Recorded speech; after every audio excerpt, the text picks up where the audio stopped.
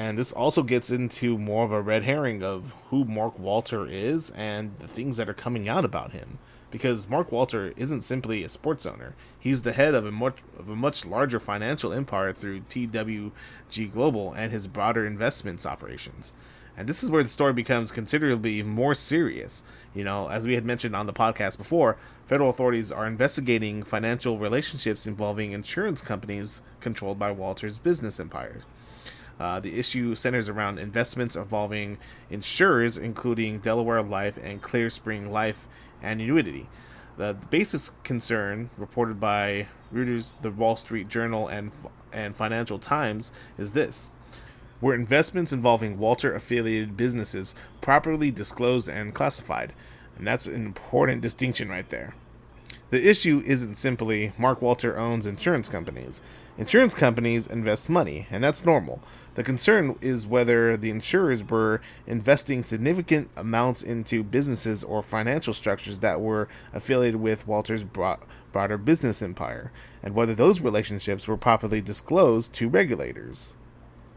Reuters reported that Delaware Life restated its financial statements and that affiliated investments represented approximately about 42% of total invested assets at the end of 2025, up from less than 5% previously reported.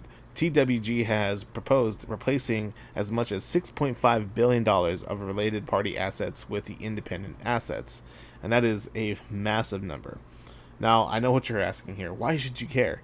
Well, look, Mark Walter, he is the head of the TWG group that owns the Dodgers. So if he is investing money that necessarily is not his, it's other people's money, if he's investing that money into the Los Angeles Dodgers, buying the Dodgers, currently buying the Lakers like he did last season, right? If he's using money from those investments into his own personal investments, then that's when it becomes a problem. That's when it becomes fraud, because he is not disclosing what he's doing with these people's monies, and it is a problem. And he could be in some serious legal trouble with this. Look, he has investments in other things. He's just not a sports owner. He has multiple insurance companies, investment firms, private credit operations, real estate, media assets, and that's just not him. That's sports owners as well. But money can move between different parts of massive corporate structure, and that's why transparency, it matters. If ordinary people have money tied up in insurance policies, they have a reasonable question: where is that money being invested? And if the insurer is connected to the same financial empire making those investments, regulators need to know what exactly those relationships are.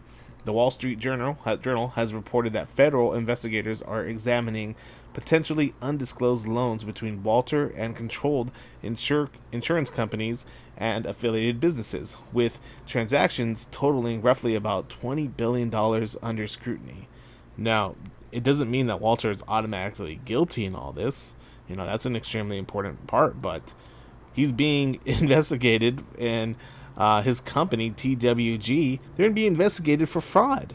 Now, TWG has denied fraud, and it said it's cooperating with regulators, but this is not great. This is not great at all. In fact, I spoke about this in length on a recent podcast, saying that if he is found guilty in any of this, right, if his hands are caught in hot water here, his hands are dirty, then the Dodgers will immediately be forced to sell. He will be forced to sell the Dodgers.